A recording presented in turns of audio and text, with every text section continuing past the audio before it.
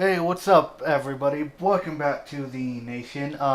So I know you guys didn't get the interview, the other one that I tried to do yesterday or the few days ago. That one, the file's corrupted. I'll have to do that tomorrow again with Paul Peoples. But today we're actually interviewing somebody that's slightly more famous.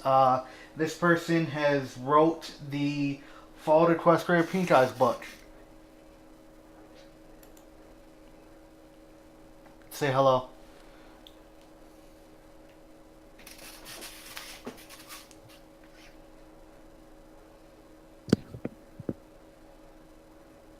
Say hello. Oh, yes, I'm here. Yes. What? Tell me, Introduce tell me. yourself. Yes, I hear you.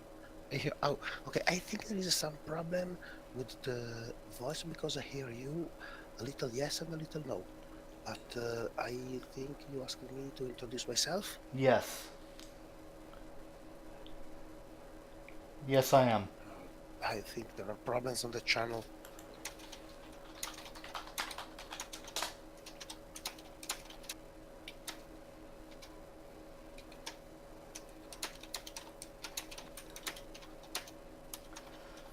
Off to a really good start. Thank you so much, Internet.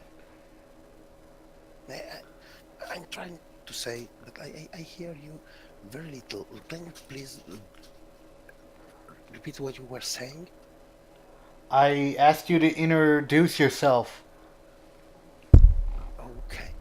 And oh, there is problem as well with the net. Now I hear you, I think. Um, okay.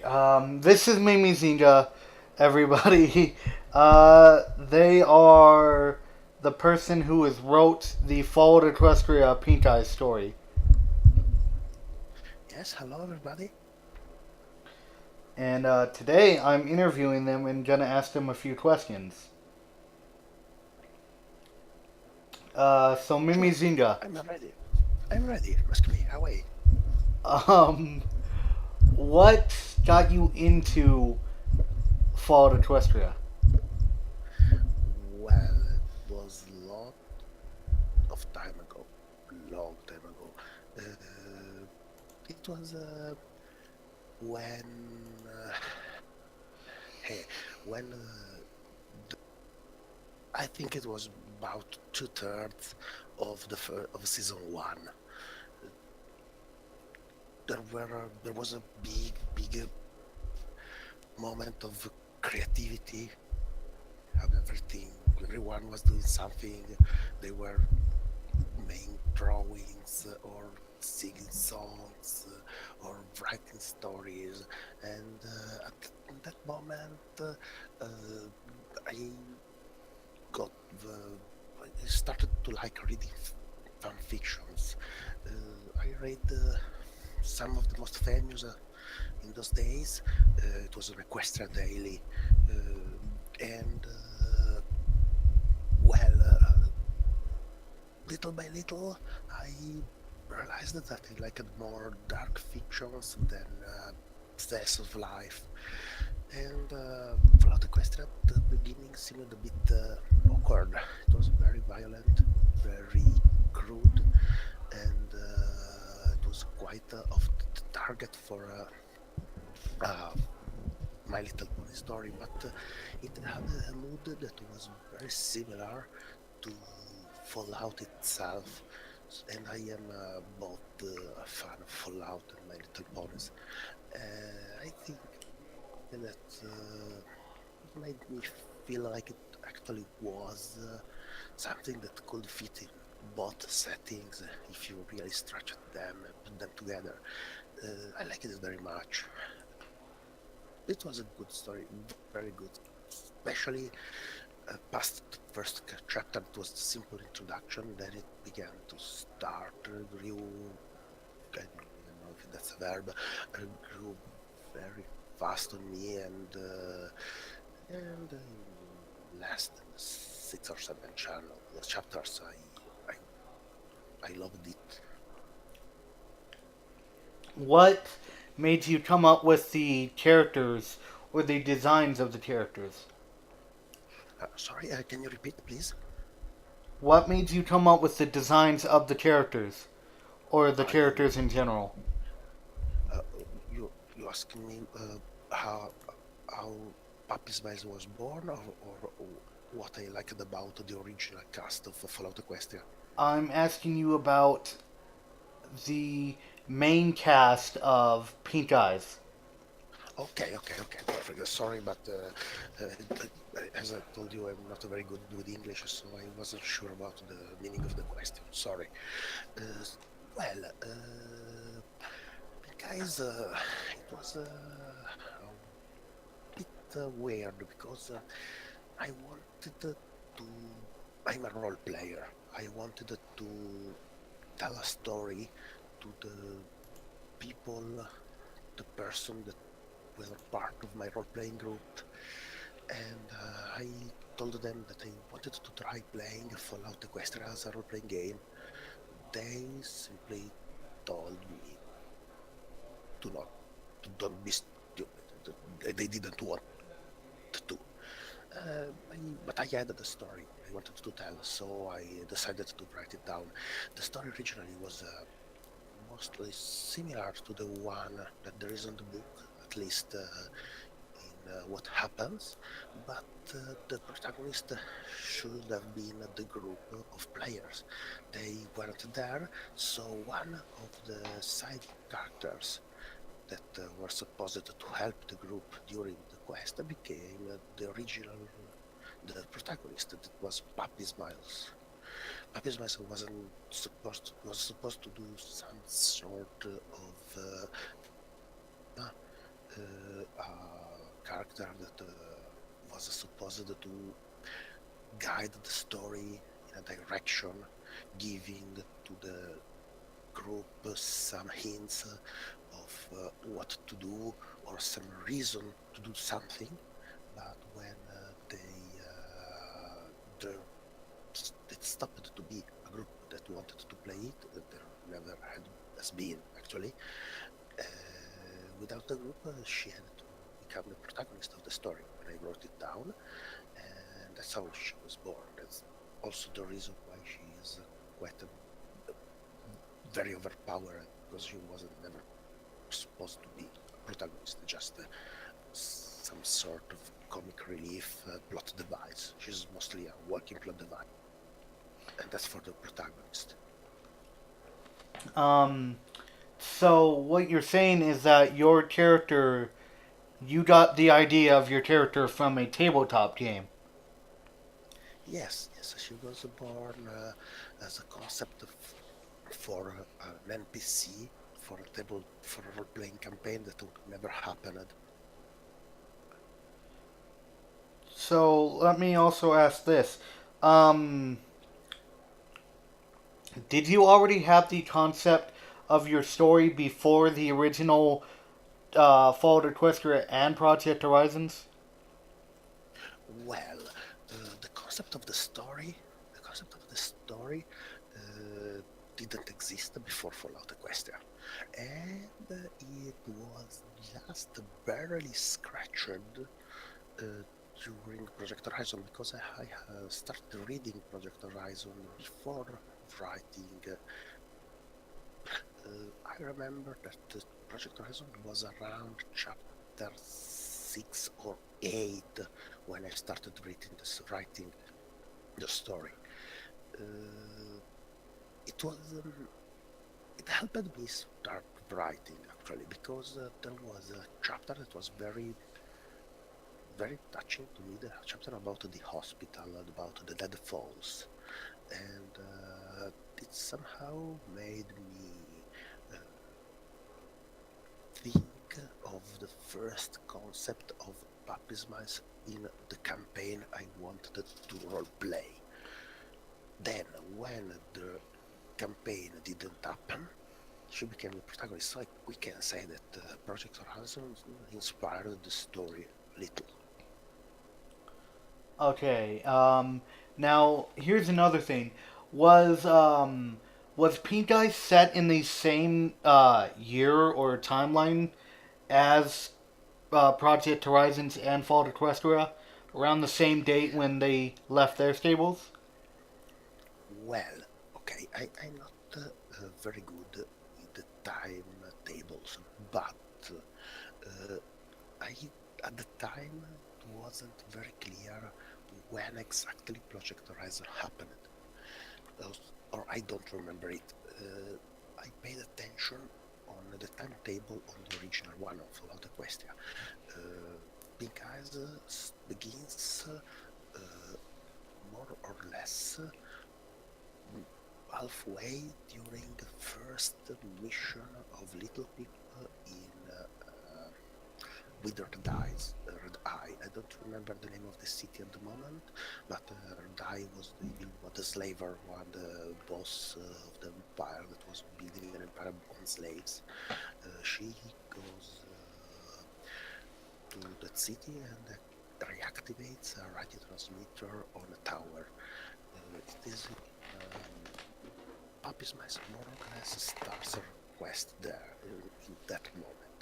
The end of the story arrives in the story a little 1 month later, when the goddess is destroyed in a Splendid Valley, and those are the two time limits of the story.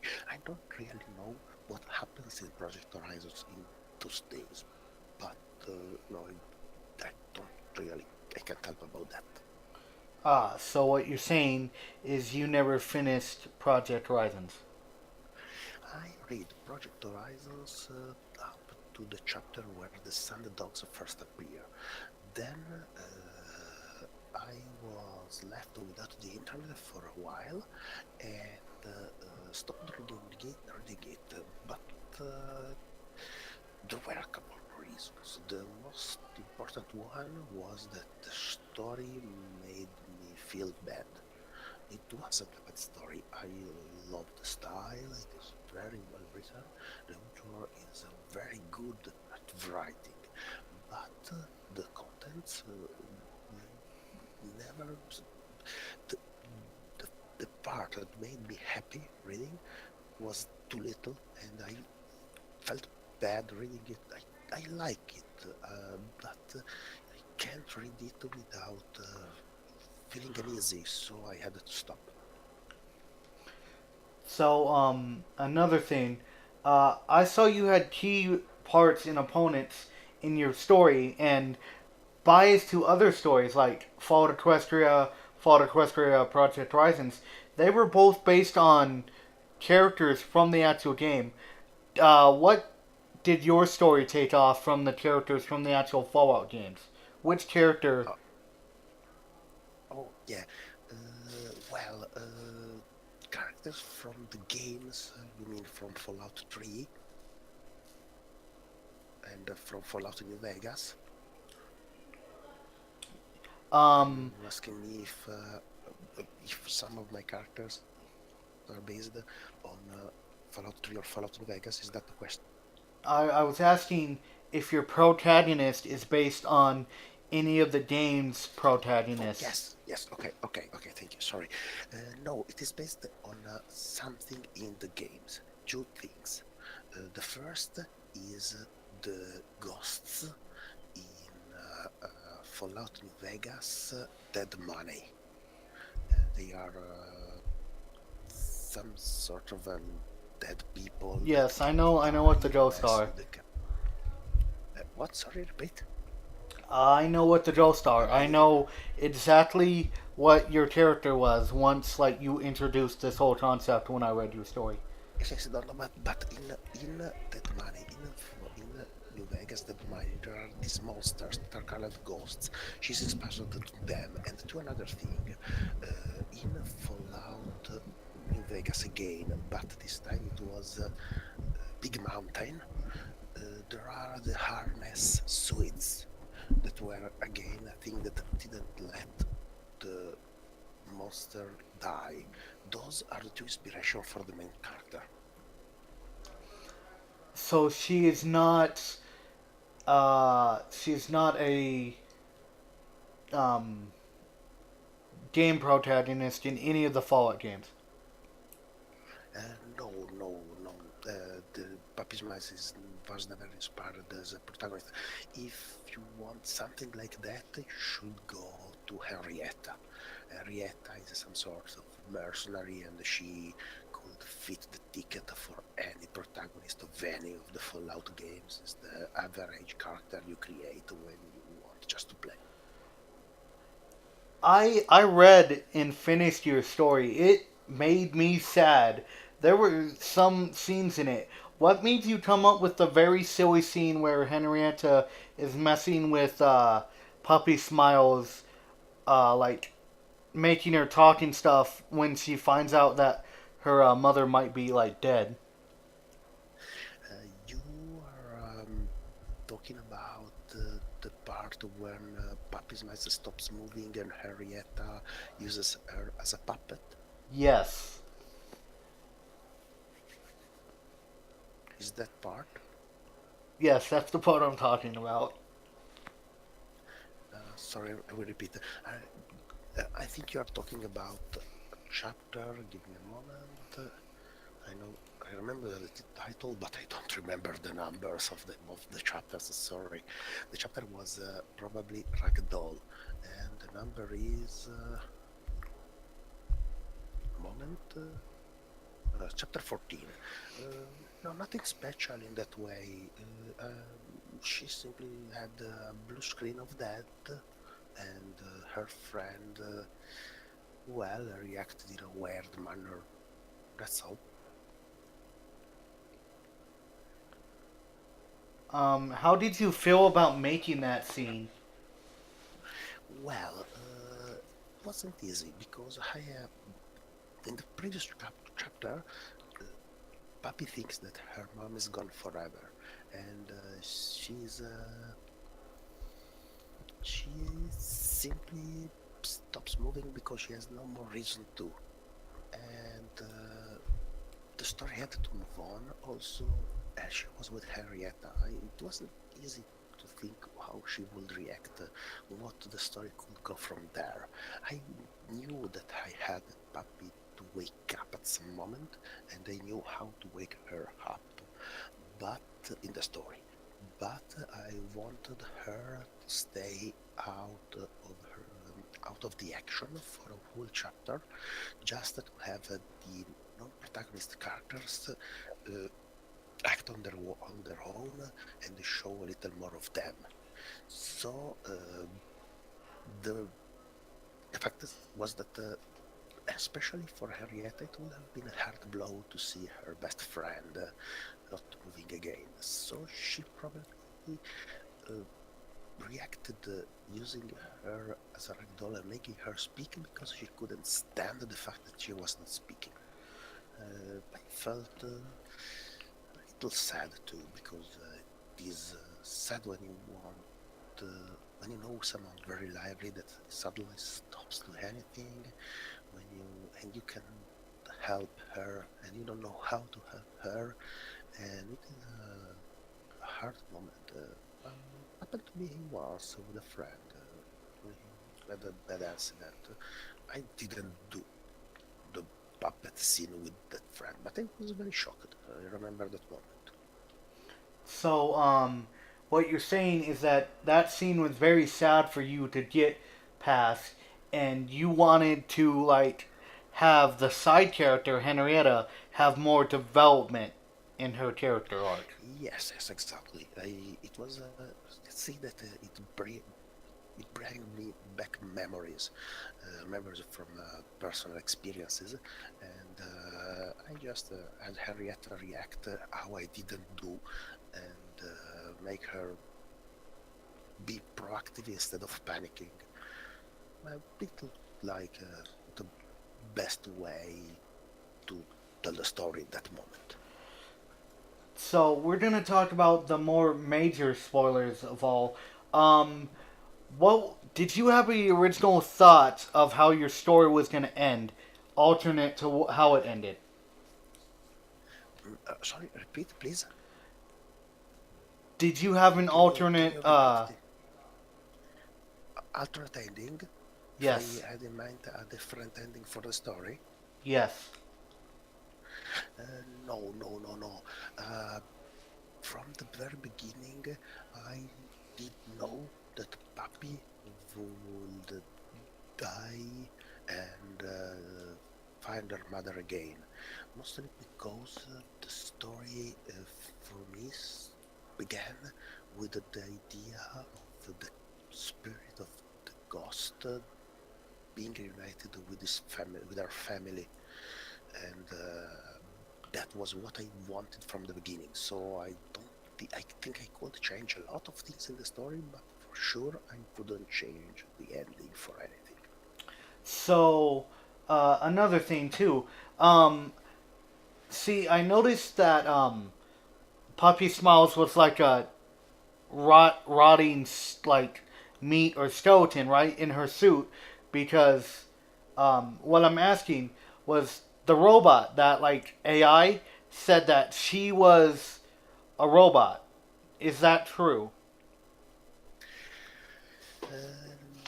No, Puppy Smiles, the real nature of Puppy Smiles is that she is a poltergeist. Okay. She is a ghost of the departed that couldn't leave the world and haunted her own corpse. But she cannot die because she is already dead. She really is a ghost, a poltergeist, a ghost that can move things with its own will, and that's the reason why she doesn't evolve, and that's the reason why she has a dark side, because ghosts have two sides, a clear side and a dark side, and that's the reason why she is like she is. Everything everyone says is mostly what they can see and what they know. They try to use reason to understand her, but the only thing that really works with the Patricia is the fact that she is a ghost. Um, and another thing, was there gonna be more art on those two AIs, like that Pinky Bot and the other computer? No, no, I just me if I'm going to write anything else. So I you're didn't understand it. You asked me if I want to write something else about this.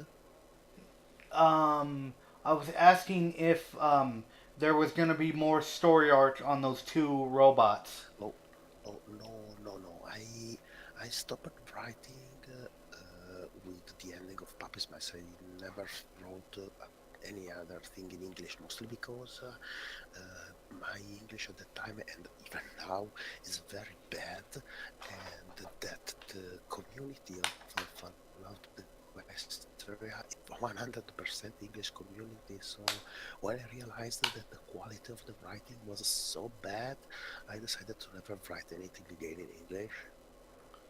Ah, so you got embarrassed and upset because of what your readers were saying. No, no, no. I simply was reading other stories by actually good authors, and I started at the time reading story of real authors in original English, like the various Discworld novels, and the quality of the writing was completely on a different level. There was a different. I was just struggling to say what I wanted to say, and sometimes I didn't even hit the mark while reading other stories, even by other authors of fan fictions. They weren't just writing it right properly, but they were writing it good. They were very good. I felt ashamed of having even attempted to be on their same ground. I understood that I wasn't even close to them, and I decided to stop because I was just I was just kid playing with big guy toys. I couldn't really keep the pace. At least you made a better story than I could ever accomplish to make. Oh, what? Sorry, I didn't understand this one. Sorry. I said that at least you You made a better story than I could ever. well, the story. I know that everyone likes it. I like it, but telling a story is also how you tell it. I can have in mind a beautiful story, but if I can't deliver it as I want, I want. I cannot be satisfied about it. I am satisfied about Puppy Smiles for different reasons. Mostly because I really, really wanted her to be alive, to be to have her story told. But I don't. I feel proud of her, but I don't feel proud of myself. Now, here's another thing, and I was reading this, and don't get me wrong, this part at the end kind of really upset me because this made me think.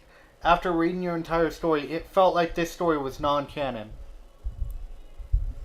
What was no canon? Sorry, repeat. I feel that your story is non-canon because you made you made the thing saying there was an afterlife. Well, it was a fairy tale. If you don't want to consider it canon, there is no problem at all.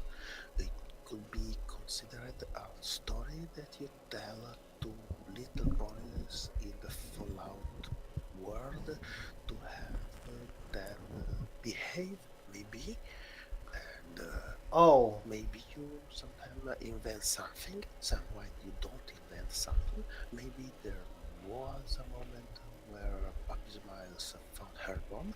Maybe Puppy Smile never existed at all. There is no need to consider it canon. Don't worry.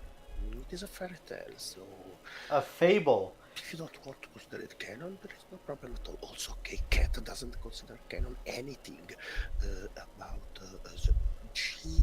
She wrote other stories of Fallout Quest, and not even the stories she wrote she considers canon, uh, with the exclusion of the original one. Everything else is not canon. So don't worry, there's no problem about that. See, that's what makes me mad because she acts like she controls this whole name.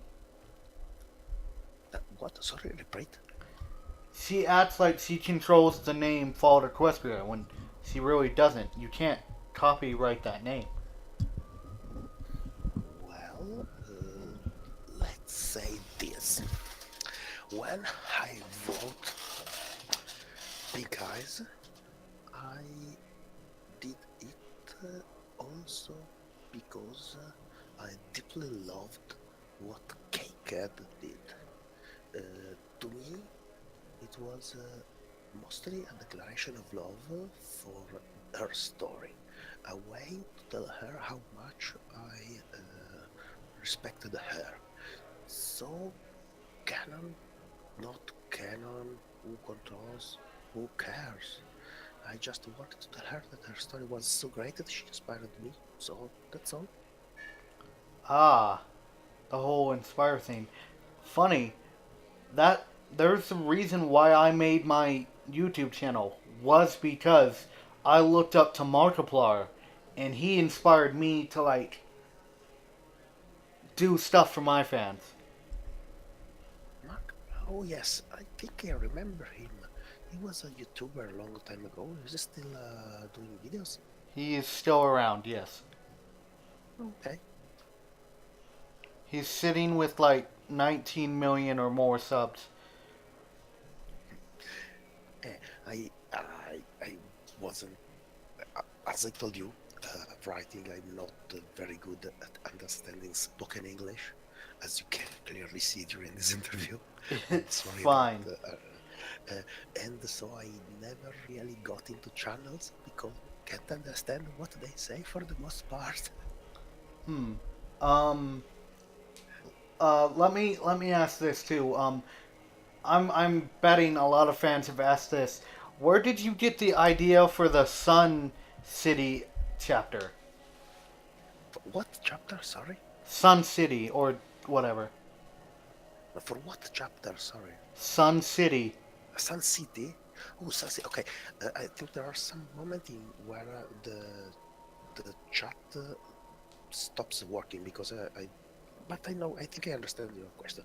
Well, Sun City chapter was about mind control. I wanted to. Uh, the first time I put Solaris Inc. In the story, it was during the tunnel, sorry, and I wanted them to be some sort of mid-game antagonists that did, but not fighting antagonists, just wild people that did things very bad. And what inspired me, I think, a mix of a lot of things, especially probably Big Mountain, DLC from Fallout New Vegas, probably. So, what inspired you was a Oh, no, DLC. wait, not just that. Even the, especially the Tranquility Lane from Fallout 3. It was a part Big Mountain and a part Tranquility Lane. So a DLC from New Vegas and Fallout 3. Okay. Are you also aware that in your Sun City story, were you aware that a possible scene could be interpreted as something sexual? Uh, as something, Um, I lost you at something. Can you repeat at something? What? so you know when Poppy Smiles is going around the city and she finds Henrietta? Okay, I think the chat chewed a lot of your words. I didn't understand. I absolutely didn't understand the question. Can you repeat it from the beginning, please?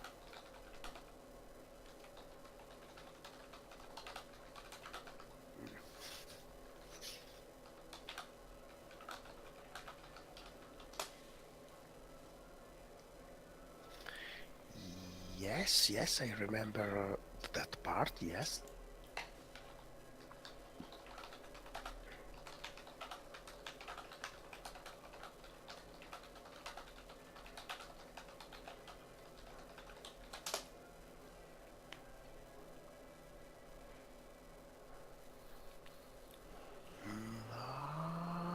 I don't know. I didn't even think about that.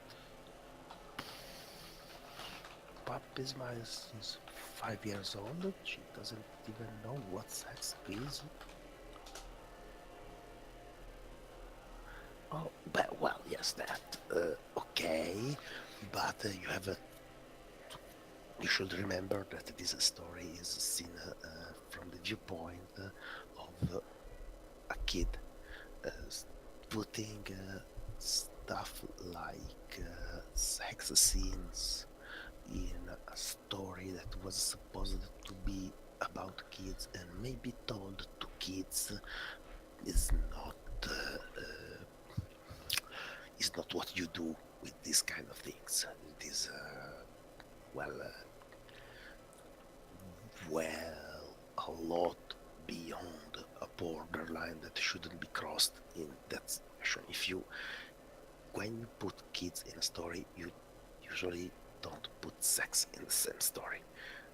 Uh, Mostly because it would be awkward and probably dangerous. Okay, and so I don't mean like a set scene in general. I mean like that would be considered a fetish, and many of your readers might interpret that scene to something they like, and it Mhm. would like turn them on. The I'm especially talking about the part where um, Henarita for a split second like breaks out of the mind control and then instantly goes back in. Well, uh, I, di- I don't know because I didn't think about that in that way when I wrote it down. So it is harder to have a control of what other people think when they read something. Mm, I can tell you that when I wrote it down, it just was supposed to be uh, something about an adventure in a place where everything looked right but wasn't.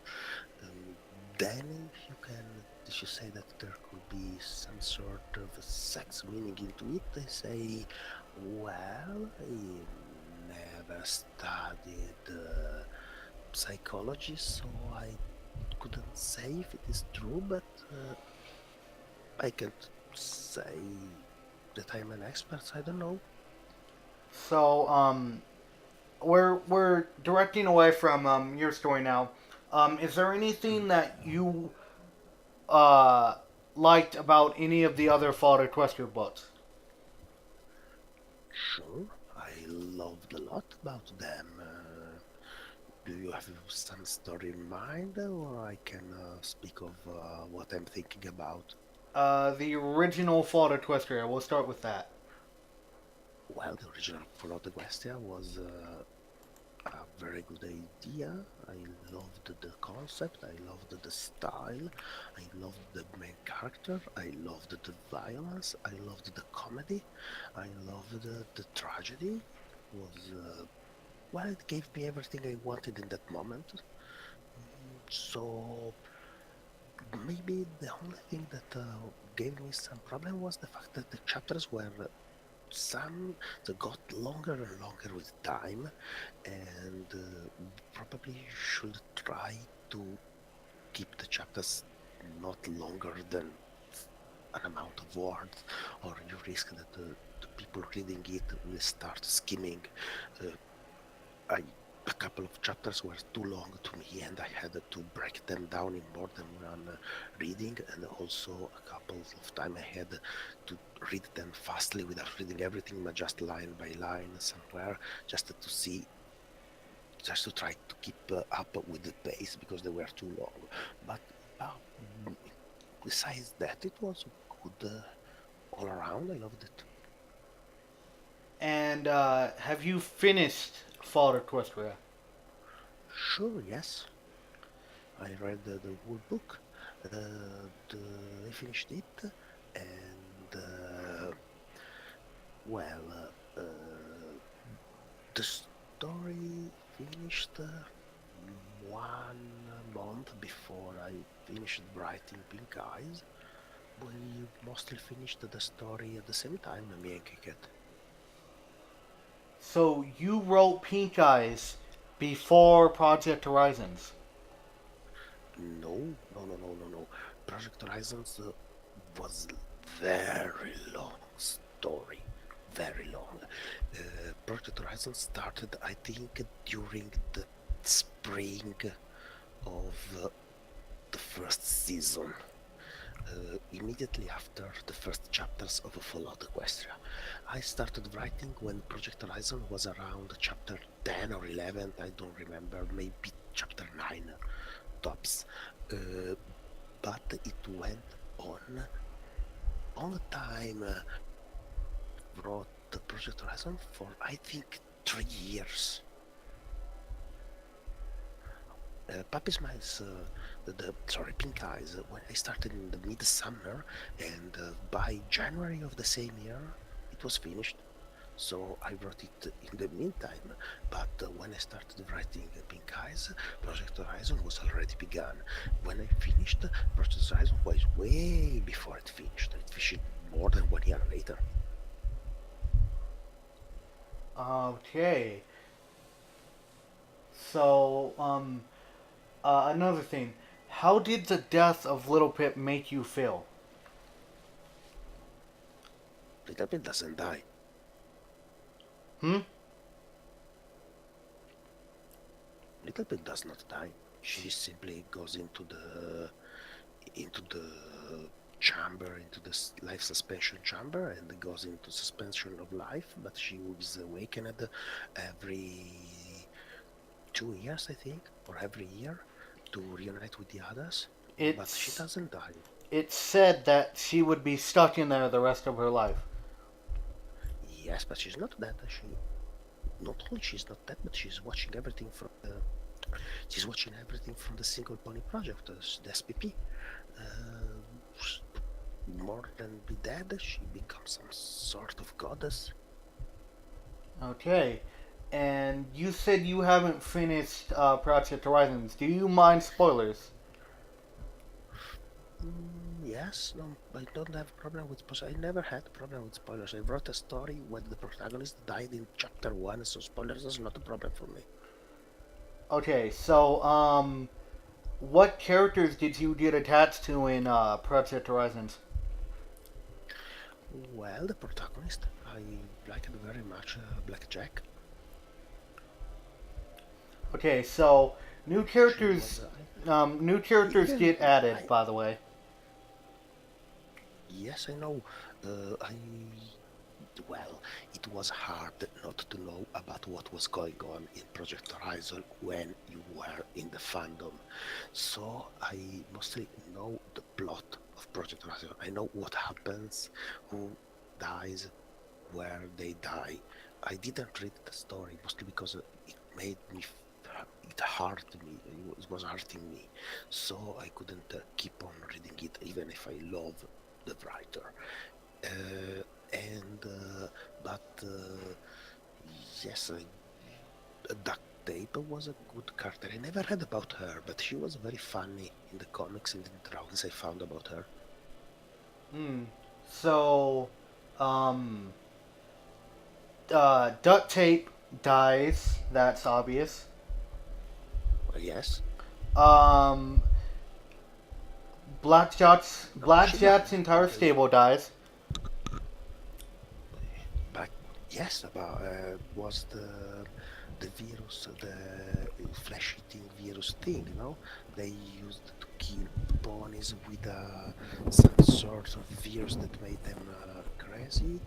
Then they ate it and became all infected, right? Yes, they became cannibalistic raiders. Yeah. Yes. Because but duct tape doesn't die there. She doesn't eat the people. She She died dies very way late. before. Oh, okay. Um, so you said you know what character dies and how. Okay, which characters all Well, die? okay. No, on that I don't really know the ending. I just know that at some point Blackjack becomes some sort of cyborg. Yes, she becomes a cybernetic Altorn, but then she Mm. goes back to her normal self, Okay. Well, okay. and yeah, she dies. She dies. That's a thing. Well, knowing the author, that's not really a surprise. Um, He was, Glory, Glory dies. yeah, he is a very dark story. He tells very dark stories, so that's possible. If he wanted them to die, it was because he wanted to deliver some sort of message in the overall story. So I think he did it not because of sadism, but because he wanted to say something to the readers. Yes, Glory died. Rampage died. Uh, um, Rampage, wasn't she immortal? yes, she was. Wasn't Rampage some sort of immortal that would rebirth from her cinders? She had Wasn't a she the one that was sometime a grown pony and sometime a foal? yes. She was She dies. immortal. She dies. Yeah, Okay, well, okay. supposedly. All You I think? know is that she doesn't get into the shuttle and starts like um decaying or whatever on the moon. Uh, okay. Even P-21 dies. Yes, P-21 dies. He gets impaled on the moon. They go on the moon? I didn't know this one. Why? Uh, Never stop surprising. they had to stop Conundrum or something with some evil Okay. plot. Well, yes, that makes Project Horizon was meant to be a very epic story with epic narratives. So I I think that it fits quite. It was well near the ending. Um, yes, it was good. I haven't finished it yet, but a lot of fans hated it because it started out all like silly and stuff, and then grew into like this really dark and depressing like action story. Well, well, the story because the story was too dark is the reason why I stopped reading it. But the story was good. Ate it because to hate a story because it doesn't tell what you want to read is well I'm I've got Um, a degree in literature. I'm an archaeologist, and I have a point of view about art that is very from the side. There is, you can say if you like something or if you don't like something, but the fact that you like or don't like it doesn't make it good or bad. So when a piece of art is good, it is good. If you like it, okay, with you, good for you. If you don't like it keeps being good because it is made with quality. It has quality. Project Horizon for sure has a lot of quality in it. It is good quality. Uh, you could stop reading it because you don't like the story, but you cannot say it is badly written because that is a lie. It is very well written. yes, So, it had quality and quantity, which was a really good mix. well, not just quantity. It was very well written. The author, I don't remember the name of the author at the moment. He was very Somber. famous. Where is Simply Rarity? Simply Rarity. His name is Somber. Where are you? Somber. Okay, Somber Somber is a top-notch writer in the community. He is one of the best with the stuff. Not really one of the So best, but okay. what? Sorry. There's writers who are better than he is. Not in the form. In the form, he is way above me. He's way above a lot of people. Yes, but not above everyone. There is still quite a few stories that I have read that have dropped my jaw. No, no, yes, yes, yes. There are a lot of good people writing here, but Somber is already very good. He knows what he's doing and he does it very well when he writes. The way he writes sentences, the way he writes things, You also he do knows know what that he's he doing. had several different editors, right? Yes, everyone has. Um, Cutting to other things. Uh, would you read any other Fallout Equestria stories? Would I? Sorry, would I? Would you read any other Fallout Equestria stories? Well, I read a lot of story back at the time. Way it more than 5 years since I last read something on film fiction. I don't know because you don't know the future, but at the moment I don't think I'll go back reading fan fictions about ponies, mostly because I don't feel the need. But who knows? Maybe one day I will feel like it, and I have a very long list of stories to read on my to read the stories. So there is a lot to catch on. Okay. And if you had the chance, what would you go back and change in your story? Well, I don't know. I will probably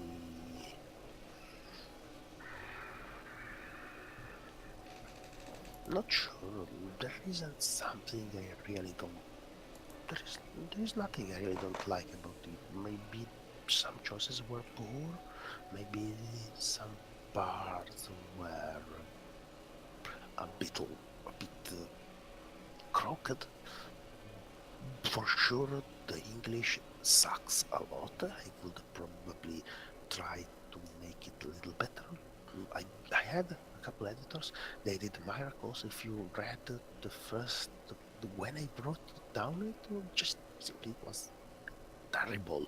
They did everything they could to make the story better, and I love them for this.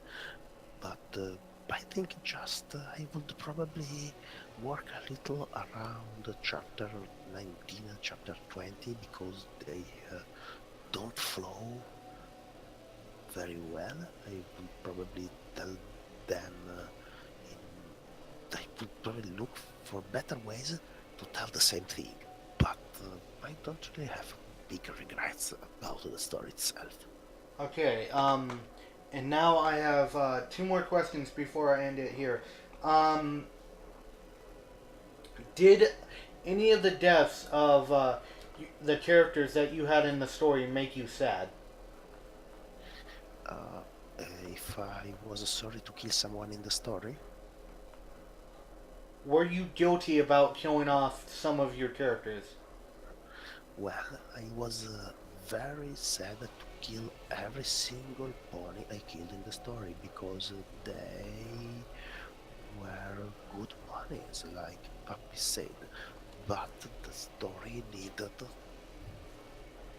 them to be dead. So yes, I was sad to kill them, especially um, there were a couple of ponies that simply didn't die in a fair way. I'm talking especially about well, White Hat Nephews, Sagebrush, and he dies just getting uh, a roof on his head, and he dies even out of the screen. And well, I I'm sorry because I had to kill the Farseer. She was she simply did what she had to do, but it was better to kill her there, mostly because, well, it was appropriate for the story. But I'm never happy to kill. I wasn't happy to kill them. Even the ponies from chapter 4, Volavio Mini Pony, the ghouls. I didn't want to kill them, but had to. They needed to be dead for the story. That's all. Now, did it make you sad when you had to review and write the epilogue of when it talked about like how that other paladin, the female, is angry because of that guy that she was dating or just started to date died? No, no, wait. I didn't understand this one. Can you please reformulate it? So there was a paladin, female, correct, in the story, right? Yes. And do you remember the And epilogue? can you write it down so I can read it, please? Thank you.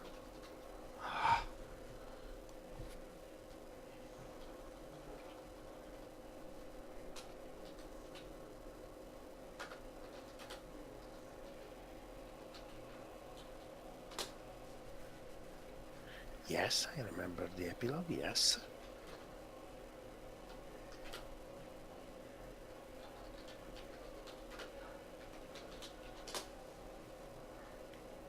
Oh, yes, called the shower. Sure.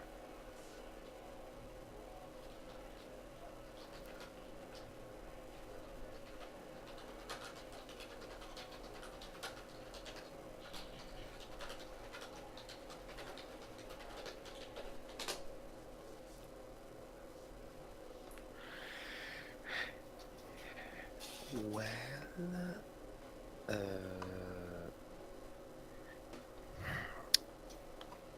she.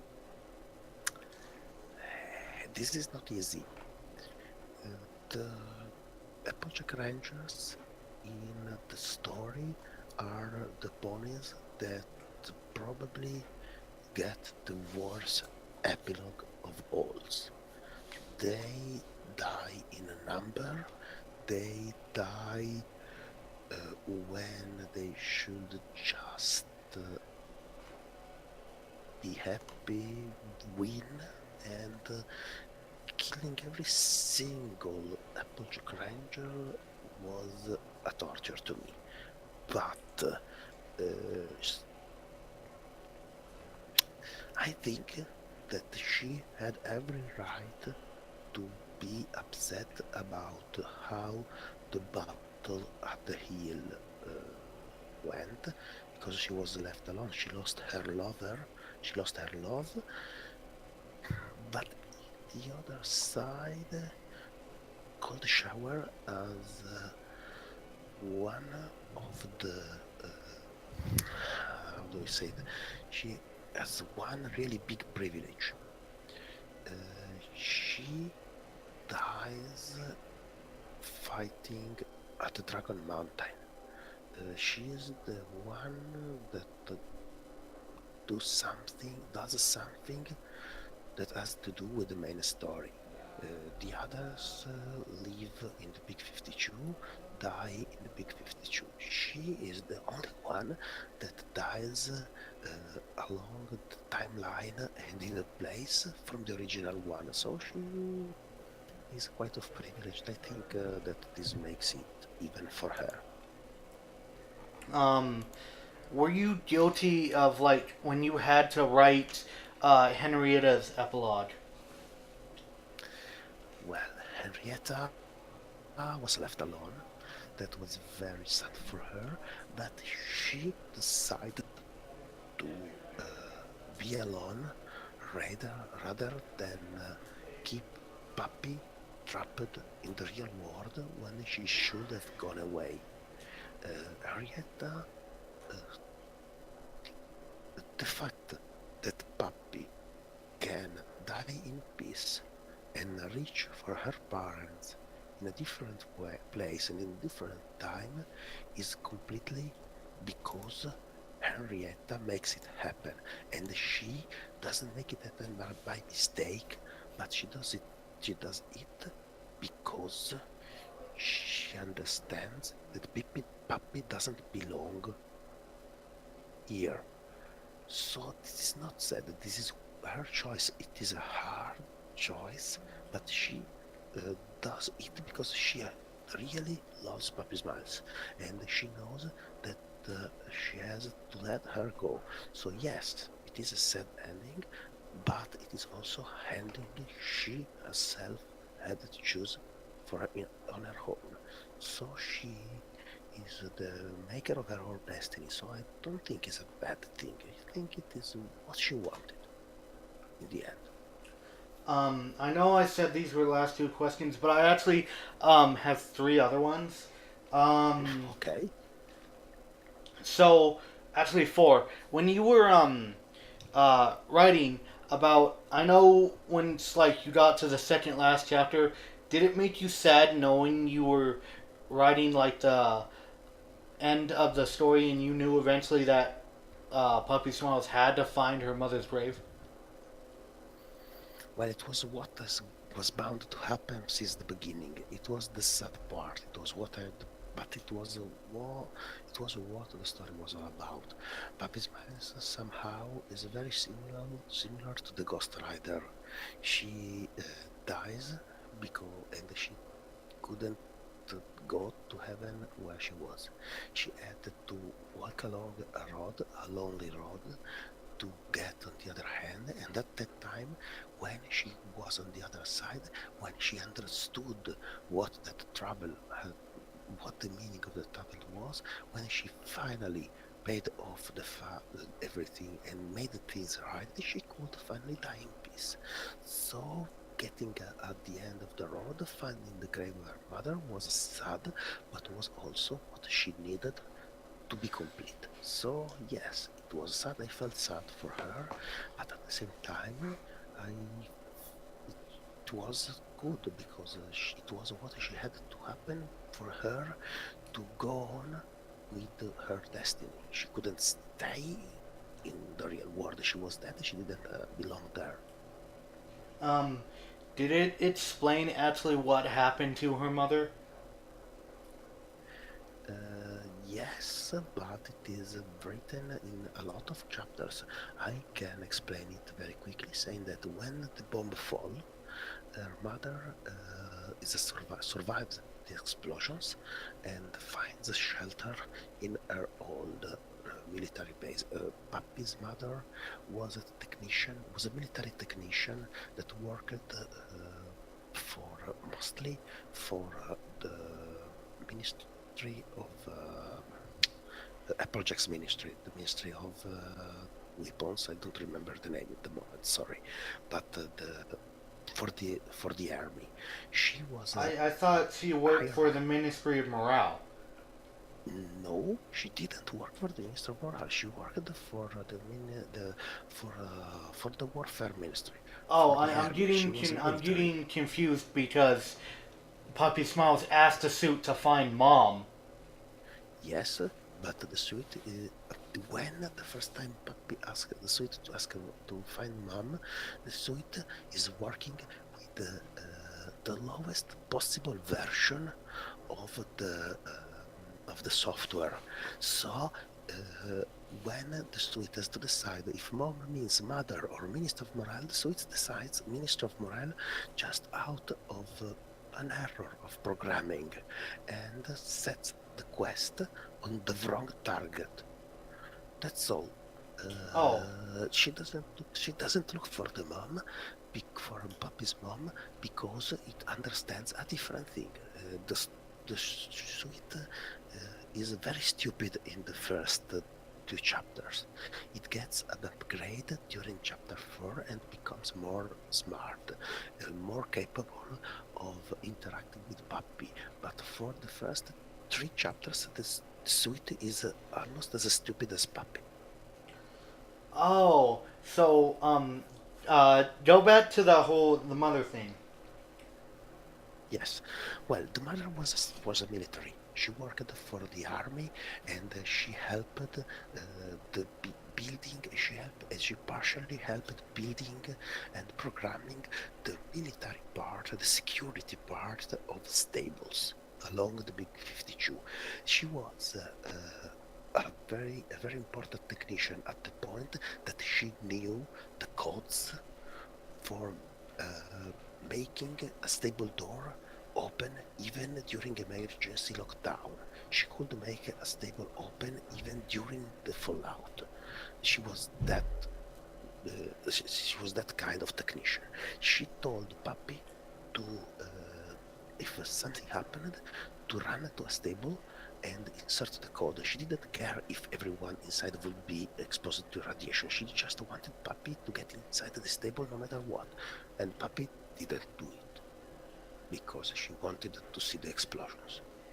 So that's why the story starts, because Papi wanted to see the explosions instead of doing what her mother told her to do. Her mother thinks that she is safe. She's sure that Papi obeyed her because Papi loved her. Too bad Papi didn't do that, but Papi loved her mother, but didn't obey her because she wanted to see the explosions. And she, at that point, doesn't go looking for Papi's mess because she thinks the Papi's mess is safe. So she instead tries to survive herself and goes as far as possible from the capital, from Canterlot, that was hit very badly. So she goes south along the place where she was, and the place was the Big 52. She moves and finds communities of ponies that survived. They collaborate and they survive. She goes first. She arrives in just a moment. The first community she finds is in Broccoli. She stays in Broccoli for some years, but at some point, for reasons that I don't know, because I didn't really care to decide them, she moves to Emerald Shores, probably because she was old. She wanted to die near the ocean. In Emerald Shores, she spent her last days and dies and is buried on the hill. That's all about her story. Which is really really sad. You made a really good story, but it was sad. It was dark. Well, it's sad. Why? She survived. She died very old. It's still sad, but another thing I want to address: what were those dead ghoul ponies in the suits? Where did they come from? Well, it is explained in chapter 3. They were, if Puppy is a poltergeist and is vaguely inspired to the trauma harnessed from uh, Big Mountain, from Fallout New Vegas, those ponies are exactly the harness from Fallout New Vegas. They are ghouls that are inside the suits that heals them all the time. The problem is that they weren't ghosts. Puppy's a ghost. The ghost is a phantom, is a poltergeist. Okay, They are just ghouls. this reminded me too. They were. You Yes, they were. They were other falls that were in Canterlot at the moment. They were given the same suits that Puppy was given, but Puppy's suits fails. She has a talisman. The suit has two talismans: a talisman and a backup talisman. The only suit that has the main talisman fail was Puppy's suit. The main talisman was a talisman that used magic to heal the pony inside the suit and to keep it, to try to keep it alive as long as possible with healing magic directly from the power source of the suit. So when the gas hits, the suits use the magic and the ponies don't die. They instead merge with the suit and become the ghost herd. Puppy's suit doesn't work. The primary talisman stops working and the secondary talisman kicks in. The secondary talisman was a mistake from the ministry, from Fluttershy Ministry. Ministry of Peace. Fluttershy was so obsessed with making ponies survive that the secondary talisman did a very bad thing. It it bound with the power source of dark magic. It bound the soul of the pony to its body, even if the pony was dead, in the hope that when the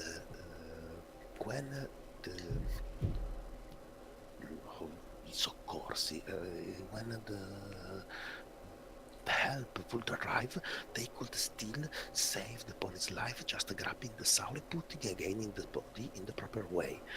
But the help never arrived. Puppy's soul simply was there for all time. That's all. But the ghost herd was what happened to a working Mark 6 full enviro suit. What happened to Puppy was when that didn't work. Okay, and so what happened to the so I know there was like 3 to 2 children that like followed like two ghouls out of Counterlot, and these 2 children were scared and afraid, and they were sane. So what happened to them to make them go ghoul? Well, they became ghoul because of the suits that tried to heal them, but the radiation was too strong. Do you know? Are you familiar with Fallout? Yes. Yes, I think am. you know very well Fallout lore. Yes, you can become ghoulified, but you can still retain your sanity for a long time. Yes, but the long time is not the whole time. Usually, especially if you don't have a strong mind, after a couple centuries, you go mad no matter what. Uh, Simply the ponies, the foals went mad in the middle at some point, maybe 100 years later, 120 years later, after the apocalypse. Here we have 200, two centuries after the bombs. After 2 centuries, it's more than possible that a full community went murder. Okay, And okay. no one, no no one kept retained as their sanity. Also, a lot of them were destroyed when they went mad. They went on a rampage, and they were destroyed after killing a lot of ponies. During the time, the one that are at the cemetery are the only three survivors, and they were also running out of energy from the sweets. The sweets were almost near to shutting down. They would have lasted their 5, 10 years, and then the streets would shut down and the cows inside would crumble to dust. It made me really sad when Puppy Smiles just like breaks apart and shit. What? Sorry? It made me When really Puppy Smiles? sad when Puppy Smiles like broke into dust. Well, yes, but no. She had to. She needed. It was what was supposed. It was what she actually needed to find her mom. If she didn't die, she could never find. So yes, it was sad, but also it was really the only possible way to find her mom. Okay. Um, I want to. So many questions. I want to address the afterlife. So, like, how you wrote the afterlife made it feel like it was open ended for a sequel to the story. Well, I never thought about a sequel. We had we after I wrote the story, we finally started playing Fallout Equestria on chat on the IRC channels of the Fallout Equestria IRC chat. On the name was Canternet could be, and we actually picked the groups, and I was the game master of one of those groups. It was a text play, a role-playing game. If it was speaking, I wouldn't play it, but it was on the text, and so I was the game master. And actually, in that game, I told a story of what happened after. But it was a role-playing game. The guys that were there have had the story. The rest is gone. Okay. So, uh, what else to address? Um, What? Sorry. I'm trying to address more things in your story.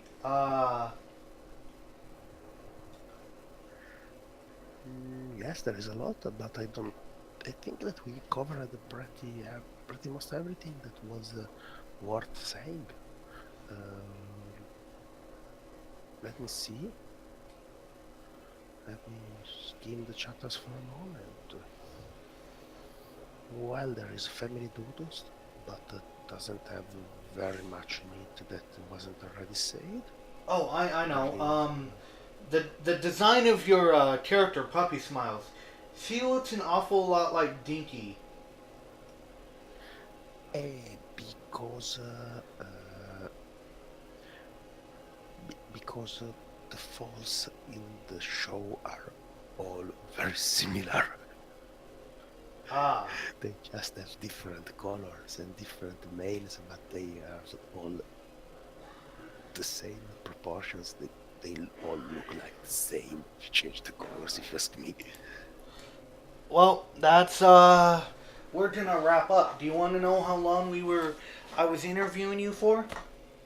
I think it was 1 hour and a half because I was keeping an eye on the clock, and by 3:20 a.m. I have to go, so it's almost time for me to go. So I think it was 1 hour and a half. Yes, I have been interviewing you for an hour, 13 minutes, and 56 seconds. Yeah, not bad. Okay, so that's probably going to take me a whole week to upload, but that doesn't matter. Um, we're going to leave it off here. Anything else you want to say? Well, I want just to say thank you to you and to everyone that has read the story because, as I always say, every time someone read Puppy's stories, Puppy gets home. So thank you for taking her home, everyone. She is happy every time she goes home. So thank you. No, thank you for making a very great story. And to all my followers, remember, join Nation, Predator Nation. Bye bye.